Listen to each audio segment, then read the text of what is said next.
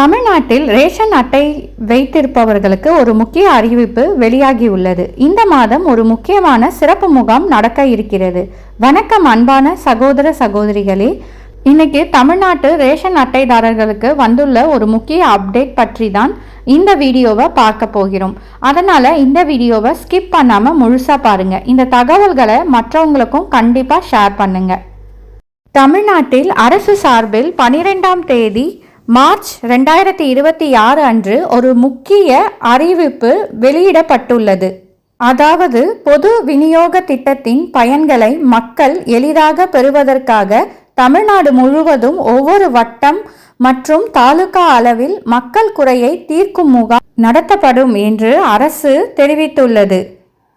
Ration card தொடர்பாக மக்களுக்கு ஏதேனும் பிரச்சனை இருந்தால் அதை நேரடியாக வந்து தெரிவித்து தீர்வு பெற இந்த முகாம் நடத்தப்படுகிறது.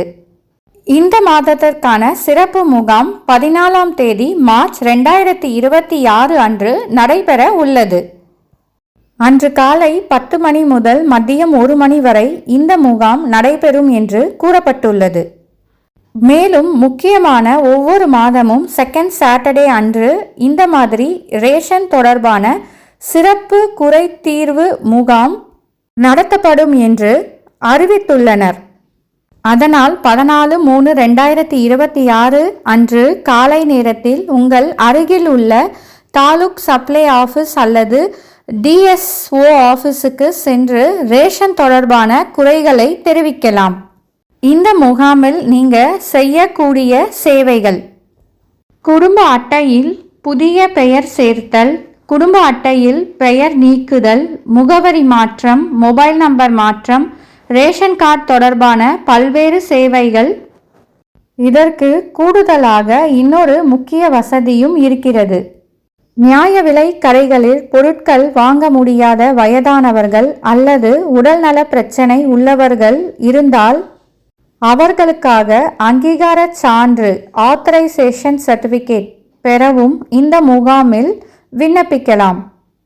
அதனால் அவர்களுக்கு பதிலாக மற்றொரு குடும்ப உறுப்பினரும் ரேஷன் பொருட்களை வாங்கிக் கொள்ள முடியும். மேலும் ரேஷன் கடை தொடர்பாக ஏதேனும் புகார் இருந்தாலும் இந்த முகாமில் தெரிவிக்கலாம். உதாரணமாக, பொருட்கள் சரியாக தரவில்லை, கூடுதல் பணம் கேட்கிறார்கள், பொருட்கள் கிடைக்கவில்லை, ரேஷன் கடை ஊழியர் மீது புகார் உள்ளது, இப்படி எந்த பிரச்சனை இருந்தாலும் இந்த குறை தீர்வு முகாமில் நேரடியாக தெரிவிக்கலாம்.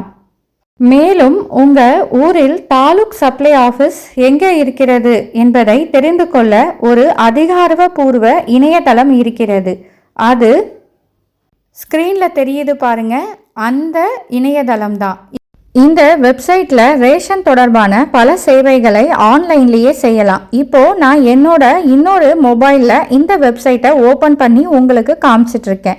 இந்த வெப்சைட் மூலியமா புதிய ரேஷன் கார்டு விண்ணப்பிக்கலாம், குடும்ப உறுப்பினரின் பெயர்களை சேர்க்கலாம் அல்லது நீக்கலாம், முகவரி மாற்றம் செய்யலாம், இன்னும் பல்வேறு ரேஷன் சேவைகளை பயன்படுத்தலாம்.